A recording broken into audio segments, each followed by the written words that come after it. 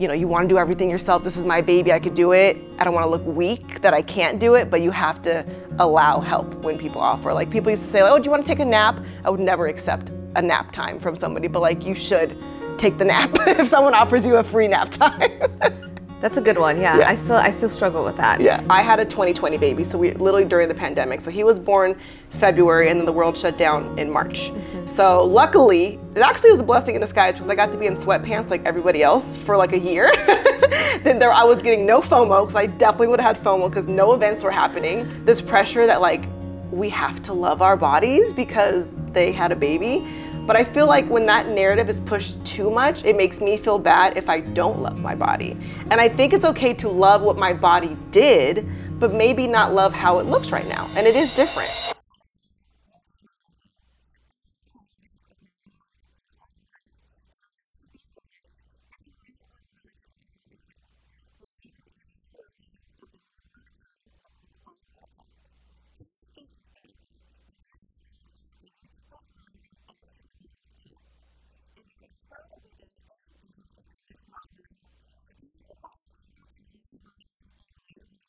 You are a working mom of two. Yes. Working mom of two. And I know that you have built your curl empire. You attend red carpet events. You attend different work trips. I know you were just in New York. Yes. So how do you do all that and be a mom? It's a good question. I don't even know the answer, but we just make it happen as the days come. I can say I definitely rely on my team, which is my family. Fortunately, my family and my husband's family are both nearby. My husband's is literally across the street, and then my family's like 20, 30 minutes away. But my sister, who is known as Yaya, she is like the savior of the family. And so she's actually been able to like stay at our house. I've had to hire her full time because I've realized if I do it on my own, I'm just not getting any work done. So if I want to get work done, I need help. Like that's just what it is. So now I'm okay. I either like can pay for some random nanny or I can help my sister out. So now we have her full time. So she comes to the house Tuesday to Friday. And then we have weekends. So I'm like, because both my husband and I work at home, we still see our kids all the time, but like I need to get work done or we can't live here anymore. So I definitely rely on help. It's a big deal. Wow, that's amazing. So not only do you have basically live in Nanny, but she's your sister. Yes. So you're keeping it close. I love that for you. And my boys love her too. So I like that they're getting closer to another part of family versus a nanny. But either way, I think there's part of like that mom guilt of like, and being super mom that we could do all the things, we don't need help, I got this. And also me being a firstborn girl, Taurus, control freak, I also want to do everything myself. So that's been a big deal, is like letting go and accepting help. I think that's like a major thing for moms, especially in the beginning, is like, you want to do everything yourself. This is my baby, I could do it. I don't want to look weak that I can't do it, but you have to allow help when people offer. Like people used to say, like, oh, do you want to take a nap? I would never accept a nap time from somebody, but like you should take the nap if someone offers you a free nap time. That's a good one. Yeah. I still struggle with that. Yeah. It's really hard to surrender. Yes. But you are mastering. So that's the secret sauce, I would say, kind of. Yeah, surrendering allowing and help. allowing help. I love that so much. Yeah. That's awesome. So would you say that there was a difference between postpartum, like the first time mom? I know I'm a first time mom, so it's wild. It's a whole different story. Yeah. And then when you became a second time mom, so what was like the major difference for you? I think the second time around it helps because you kind of know what you're in for. When it's your first time, it's your first time. So you literally like have no idea. People only say like, oh, good luck with like getting sleep, and they're gonna spit up on you and you're gonna be changing diapers, and that's usually like all you get in your like mom first time toolkit. It's like, okay, I'm not gonna sleep, I'm gonna change diapers and that's it. But I think it's good to know, like, I didn't know that you still have contractions after you have a baby, so that was new. I was like, no one told me this, so you still feel like the contractions happening and it's your uterus shrinking, so that helps with your tummy. But that was weird because I'm like, there's nothing in there anymore. Like, what is that feeling? It's not a kick, so what is that? That was different. I would say breastfeeding was like a big thing. They say not to pump too much too soon because then you can create an oversupply. But then I'm like, well, how could you ever have too much when you got to feed your baby for like a year? Like, I think I'll be fine. But then you're getting gorged and now they hurt. So it's just like that, you try to leave the house, you're leaking. That's a whole transition. But I think the second time around, I knew to have like, always have my, like the pads, because you're gonna be leaking, schedule everything accordingly, always pump before you leave the house. But yeah, and then I think like body wise, it was easier to transition or snap back, I guess, with the first one. But also I gave myself a lot of time because I had a 2020 baby. So we literally during the pandemic. So he was born February and then the world shut down in March. So luckily, it actually was a blessing in disguise because I got to be in sweatpants like everybody else for like a year. Then I was getting no FOMO because I definitely would have had FOMO because no events were happening. So that was actually good for me mentally because I wasn't like I had to get back and get back out because we all were in sweatpants, staying at home. Everybody was in postpartum in the world. So it kind of worked for me that, you don't have to worry about too many guests coming over. Like you could just really have the time with your baby. Unfortunately, my first son, he didn't even like get to go to restaurants as a baby. Like I've never done that. Like, oh, let's go to a restaurant, have your baby like in a stroller next to you. Are they gonna cry? Because we were just literally at home for almost like his first 2 years of life. So the second baby, he's now getting to like go to restaurants and go to the mall with me and like be out more, where my first one like didn't get to see the world for a while. Wow. So it's not even just Kylo's first time per se, it's also your first time taking a little baby out. Exactly. So I kind of getting like, even though it's my second baby, I'm kind of doing the first one over again when it comes to outings and like hanging out with friends and doing social things. That was a new thing for me the second time around. That's true. I didn't think about that. It was, COVID times. Yeah. Because I did actually think about it because I was thinking about how you didn't have too many guests. We weren't able to. Yeah. So how did you, cope with that? Yeah. It was pretty tough when things started getting like worse and we were like more afraid about things. We were like, my mother-in-law was also being like really strict. She's like, you're not taking the baby like to a grocery store. Like we didn't go to a grocery store for like a year. Like we were only Instacarting everything. Like she's like, you're not going there. So I didn't even go into the store for a long time. But at one point, because we used to live in the guest house of my parents-in-law's house. And so we were like literally all in the same house, which was really great. And then my parents lived like 10 minutes away, but at one point they were still like going to the grocery store or like just going out or like not taking it as seriously as us. So then we were nervous, like, okay, well, where'd you go? Who'd you hang out with? I don't want you to come see the baby unless you like quarantine. So now I'm like asking my parents to like quarantine or like get tested. And now it became like, it was hard. Just trying to be as cautious because it is your baby. Like you're like that with in any part of the time, like you won't want to get them sick. And now there's this freaking virus out in the world. So you're like, you're even more heightened and nervous about everything. So we were just being super cautious. It wasn't fun, like having a lot of family photos with like masks on and stuff like that. But we got over it now and now everything's fine. But it was not what I expected on my first time mom vision board. Yeah, exactly. A virus and quarantine and masks. But not on my baby shower list. Thank God it didn't happen for the gender reveal or the baby shower, so that was good. I got it out the way. Yeah. So what about milestones between the two different babies? So what is the age difference? How about that? So they are 2.5 years apart. Nice. So my youngest is 2-ish now, and then my oldest is 4. So did you see a difference in milestones? So my first baby was kind of hitting everything on the mark. So we're like, oh, we got this, like parents of the year. We'll see what happens with baby number 2. And then baby 2 was like, like, you're not perfect, guess what? So the main things with my youngest son is that, they want you to be walking by like a little bit after 1, like at least starting to stand up and like try.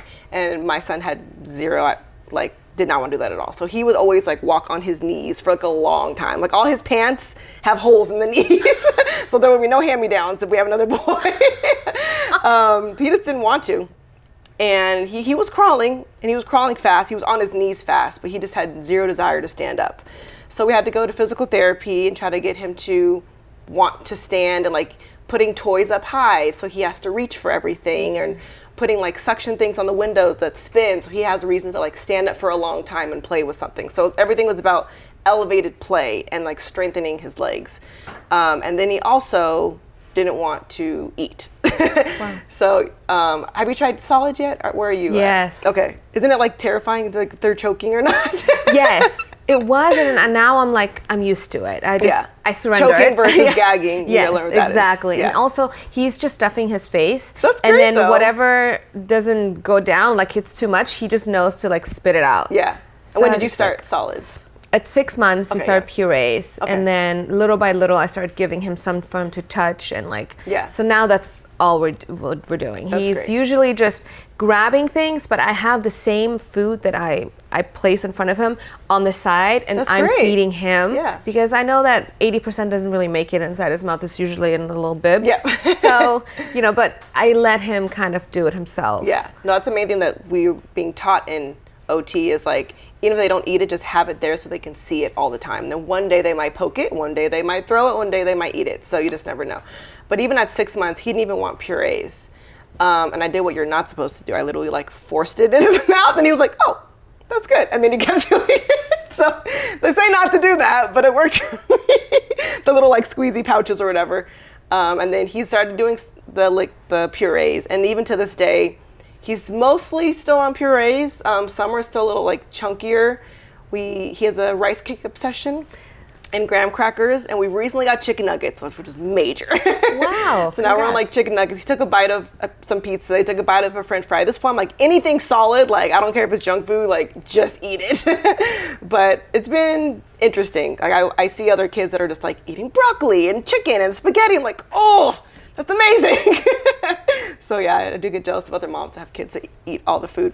But he's getting there on his own terms. So I love, it does happen, and I'm just so glad that. Thank you for sharing that, because I know we all think everything is just, black and white, Yeah. and it's not. There's so Yeah. many different gray areas. Like I would have never guessed that. What you're just telling me right now, I would have never in my life think that that's a normal. Like it is normal at the end of the day. Things happen, but nobody talks about these things. especially with Jalen, or with babies, you always worry about them putting things in their mouth and they could choke. And like Jalen would put everything in his mouth, but Kyla won't put anything in his mouth. So I haven't really had to worry about like him choking on like toys because he's not putting anything in his mouth. So that was different. Like watching that specific like choking thing, like we still keep an eye on it for it, but he's not going to put any random object in his mouth, let alone food.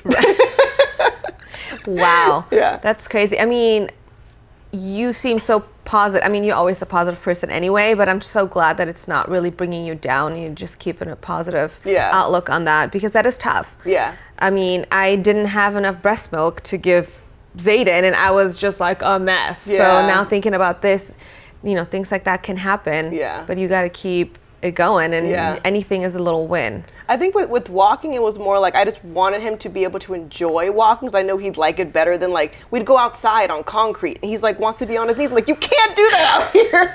I know that hurts. So now when we go to like even like play places, like he could run. Like he went from walking to like running very quickly. But like now he could play with his brother, and like if we go to a theme park, he's not like trying to go through the jungle gym or the park like on his knees. So it's just more fun for him that way. And then with the food thing, it'd be different if he was like a really skinny baby that doctors were worried about, but he's a big boy. So doctors are like, oh, he's not eating? Okay, sure. He's fine. He's like 90th percentile. So luckily he's still a big boy and he's eating enough of whatever he's eating, but yeah. Postpartum body. So you said that you had a better snapback with the first baby compared to the second baby. Is it, what do you think is the reason? Was it because you were not as active, or did you eat worse? With my first son, I worked out my entire pregnancy. I think I stopped maybe the last couple weeks.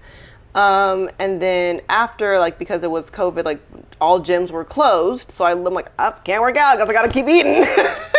I was really giving myself like, I can't, there's nothing I can do. And then we started doing like Apple Fitness at home, which was good.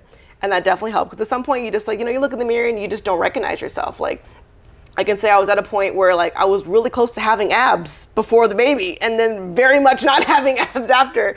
And I've kind of been like skinny my whole life. So it really gave me even more grace to anybody that's on a weight loss journey, because I've never really had to lose weight. So I was like, oh, like for the first time, to be completely honest, I did realize like how hard it is. I've always had a fast metabolism, but I think that also changed postpartum because like it wasn't going away as fast as I wanted it to. I'm like, oh, I have to actually do something. So with Apple Fitness, and working out with my husband, I think a big deal is like you kind of have to have like someone to hold you accountable, whether that's your partner or your friend, because it's easy to give yourself an excuse, and you need someone to be like, no, we're doing it. And then like if he also wasn't doing it, I'd probably give myself an excuse. So we would always motivate each other. So I think that's a major thing.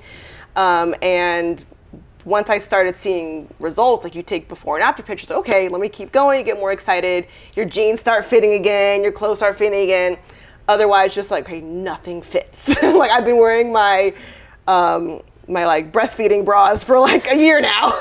They're still really good. But it is, so with COVID, I gave myself a lot of time because there were no gyms and everything. I had to be self-motivated to work out at home, which is also hard. But then, there's not as much to compress. And then the second baby, you stretch out even more. It's like, picture like your stomach's already stretched out, so now you get that part, and then when you have the second one, it just stretches more. So now it's like, even though I'm pretty close to like my weight, like I have extra skin on my stomach. So I ask people like, oh, what do I do about that? Like, oh, well, you can get lipo, and that's all you can really do. I'm like, great. So I'm like, it's not even like fat that I'm working on. At this point, I'm like, it's just extra skin and it's like wrinkled. So I'm like, well, I don't think I'll be in crop tops anymore. RIP to those wet seal days. Charlotte Russe. On clubbing days, probably won't be any, everything's team high-waisted at this point. And I think that's also okay. I think there's also like this pressure that like we have to love our bodies because they had a baby. But I feel like when that narrative is pushed too much, it makes me feel bad if I don't love my body. And I think it's okay to love what my body did, but maybe not love how it looks right now. And it is different. So I think that's like the unpopular opinion. Because I love that. That's what I needed to hear. Yeah. I was thinking it and you said it. Yeah, I think we live in a very like, obviously body positivity is great, but I would think when it's like pushed down your throat, like love your body, love the jiggle, love the wrinkles. I'm like, I don't though. And then like now you're making me feel bad that I don't. Like there's something wrong with me because I don't love the jiggle, but I don't love the jiggle. But that's also okay to not like how your body looks now because it's different. But that doesn't mean I don't appreciate what my body did. I'm glad I was able to have babies. I had really easy pregnancies both times, and that's all a blessing. I'm thankful for my body for that. But if I want to keep working out to get back to something I'm comfortable with, that's also okay. I don't think I have to just accept this body if I'm not happy with it. Amen, sister. Because that's how I feel. And for me, I've never had this much weight on me before. I never looked like this. And so it's been very rough and very hard for me. And everybody's like, but just remember, you brought life into this world. I'm like, you fed him. I'm like, it's not good enough. It's not justifying any of this. We had lingerie nights, okay? Did you see what I look like? It's just totally different. It's so different. Yeah. And I just think that no matter who I speak to, it doesn't matter what size and shape they are. Yeah. I have other mom friends, just like you. Like to me, you look the same as before. But I know for you, you don't feel that way. And that's exactly what it is. Like you yourself cannot just not feel yourself. Yeah. So I think it's important, to find ways to feel confident. And that kind of is just like letting go of your old clothes. If you keep just trying to get into your old clothes, like you can drive yourself crazy. Sometimes you just have to just buy new clothes. It's like, this is not my size anymore, and that's okay. But this, like, you look better in jeans that fit versus jeans that you're overflowing. Like, it's just like a mindset thing. It's like, these I feel out of shape, but if I buy a larger size, you don't feel that. Like, it's mentally better for you just to buy new clothes that fit you and that you feel comfortable in. So there's some clothes like I just need to get rid of. Like, I know I'm never gonna wear this little bralette and this little like skirt. I need to just let it go. Like, well, maybe I could just get rid of it. So yeah, it's just like kind of tricking yourself. So maybe I would say let go of your old clothes, get new clothes that you feel comfortable in, and then you can still feel confident in your new body, but you also just know that it's different. And if you don't love the different, I think that's okay. So that's something you could work towards. And it's also just accepting, like, I have these little wrinkles on my tummy because I did have 2 babies. If you have a problem with that, don't look. Yeah, exactly. I'm like, my husband doesn't mind. He's the only person that really matters. So Very true. Yeah. So speaking of, are you planning to have more kids? Yeah, so that's why I'm not doing the lipo, because it's just going to mess it up again. No, we do want more kids. I've always said I wanted an even number, but now that I have 2 and 4 seems crazy. So we'll see how I feel after 3. But when I was pregnant last, I didn't think of that as being my last pregnancy. So I think I need to mentally take that in, like, okay, this could be my last pregnancy, and like really accept the moment versus like just stopping and not knowing while I was pregnant. So definitely one more. If I win the lotto, we'll do 4 because babies are expensive. Oh man. But yeah, I would definitely want at least 1 more. Okay, I love that for you. Yeah. I mean, I feel like it'll be fun if it's a girl. Yeah. But either or is great as long as they're healthy. Yeah, I mean, we definitely do want a girl, but I told myself I have to mentally be okay with the idea of 3 boys if we're gonna move forward, because it's very possible to get 3 boys. And now, you know, even wanting girls from the beginning, like now that I have my boys, like obviously you just end up loving whatever you have, and seeing how they play together is like everything. Like, so now, like, would you go back in time and change them for girls? No, like obviously not. Like, I love my boys. They love their mommy. Boys love their mommies. So just seeing them be able to play together is great. And if we throw a girl in the mix, then that'd be great. But also if I had 3 boys, like, it's just hard to think once you have one, like, well, this is like me plus my partner equals this. Like, this is the boy. What does that mean? How do you make another boy? Like, what is he gonna be like? You know, it's hard to think that like 1 plus 1 is 2. But when you see like how you can make 2 from the same people and they're just so different, it's kind of like exciting. Like, what would a 3rd boy look like? How would he be different? So it's just fun to see different little versions of you and your partner running around. I love that. That's a good way of looking at it. You're so right. Exactly. Genes are really cool. Yeah. Like the way it all works out is just amazing. Yeah. Even though the first one they say looks exactly like my husband, I get no credit for him. The second one, people said he looked like me, but now he's getting more Royce comments. So I'm just the cooker at this point. That's all. You're just a cooker. I love that. If you could go back and tell your postpartum self something, let's say your 2-week postpartum self, what would it be? I would say it gets easier, which might be a common thing people say. But I think when you're in the thick of it, it's just like, this is it. This is my life. Like, you can't see the light at the end of the tunnel when it comes to like sleeping and having to wake up like every 3 hours or whatever your like time schedule is. Eventually we did sleep train, and that was like a godsend for us. And then it just does get easier, and you start to just figure things out. Like at first there's so many things, like I have to burp the baby, I have to change the diaper, I have to do this at this time, and you go to the doctor's appointment, like, well, how many times did they poop? How many times did they pee? I'm like, I didn't count, I was changing. Like, it's just so many things. Like, we used to have like alarms go off, like, oh, make them like sleep for this long, wake up for this long, and there was just so much in the very beginning. And then eventually everything kind of just becomes like automatic, and even you're not even thinking about it.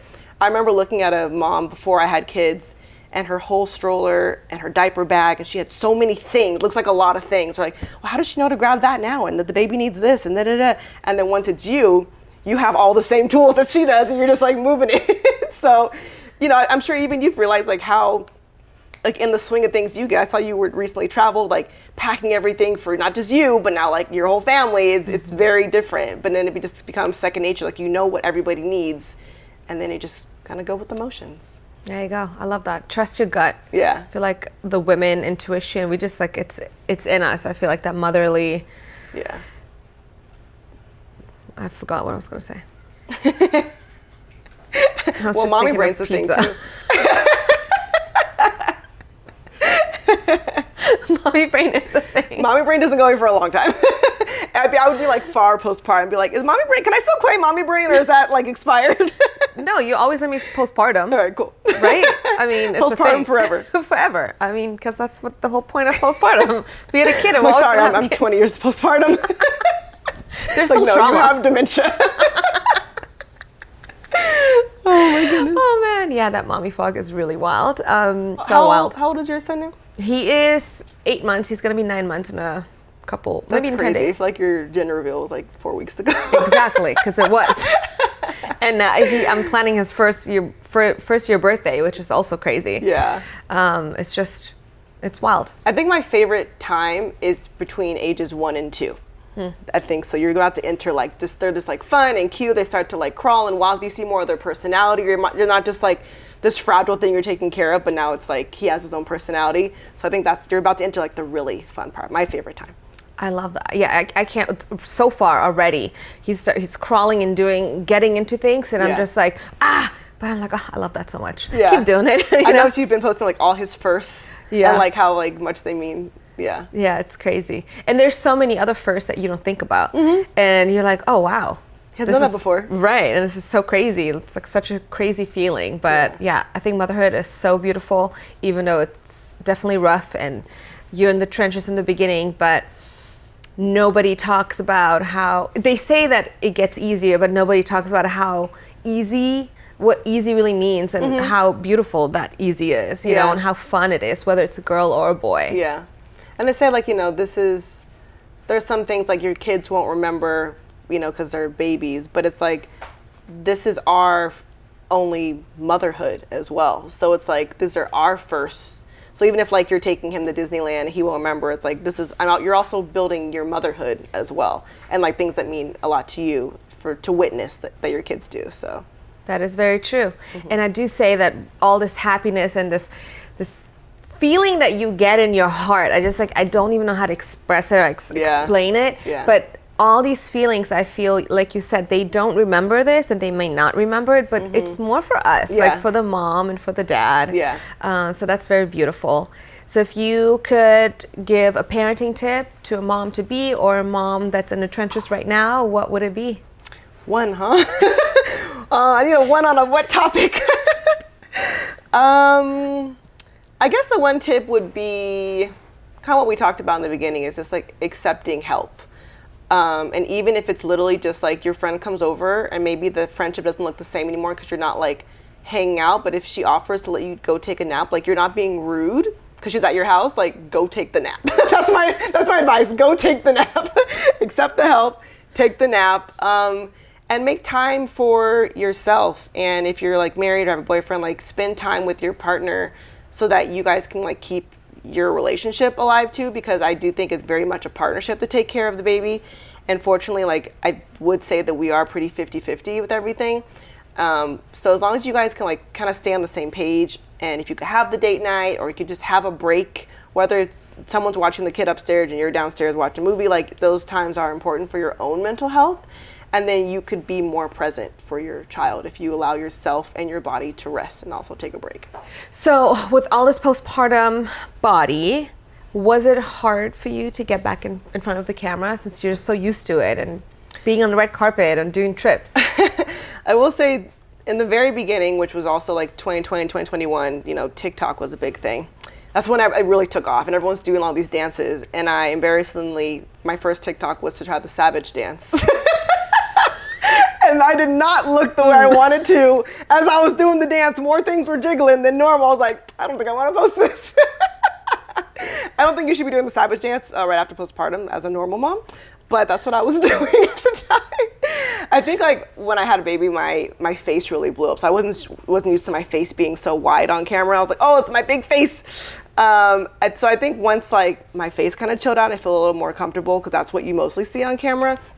But at the end of the day, I've been on YouTube for 11 years now. So people have seen every stage of me, from when I had long hair to when I had big chop to being pregnant to postpartum to mom of one, mom of two. So like I feel like the people that follow me, I've been able to grow a really loyal following, and they've like accepted me at every stage of my life. So if anything, I might be more relatable to my audience being like maybe not this skinny girl with almost abs versus like not. So I just think whether I have short hair, I can relate to someone with short hair, long hair, someone's trying to grow it. Like I just always use my life as relating to maybe a new viewer that's watching.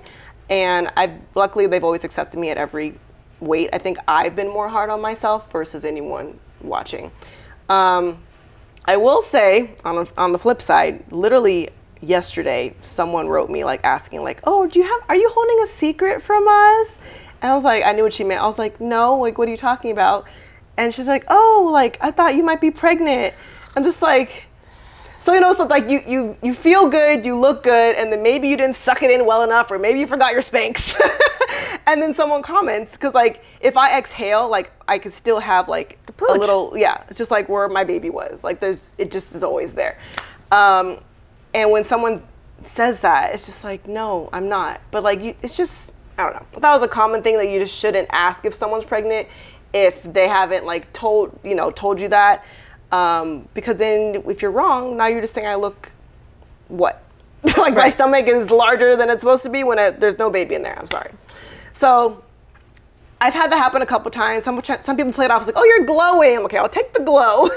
But if it's my body, then it's like, why would you say that? So then it kind of makes you a little self-conscious about yourself. But it comes and goes. You could have 1 million people watch something and then one person can leave a comment, and that's when you keep in mind. So I try not to let the one comment get me. And then just be confident when I wear, and then just know that if I'm gonna have another baby, it's gonna stretch out again. Then all this workout I've been doing is also for nothing. No, you're helping yourself out mentally and physically. Yeah. One last question, since you are the curl queen, is it normal that your hair changes during pregnancy and like postpartum? Oh yeah, definitely. While I was pregnant, my hair was flourishing, like growing so long. They say to keep up with your prenatals even after. They say breastfeeding even like maybe can help extend it with all the nutrients and everything, make it longer. So I didn't experience postpartum shedding until maybe 5 or 6 months later. Then they say it could take that long. Fortunately, I didn't have like the huge patches of hair, but I do use so many hair things all the time. I'm always like deep conditioning anyways, but I think if you aren't doing that with your hair, it could be more dramatic. But I definitely was noticing a lot of shedding. So I would say keep up with your prenatal vitamins if you can for as long as possible. And then I do scalp massages. I deep condition once a week. I try to use products with really good ingredients. There's so many hair growth things. I recently have been taking Mary Ruth's vitamins. I've heard a lot of good things about her, and they also have a postpartum vitamin as well.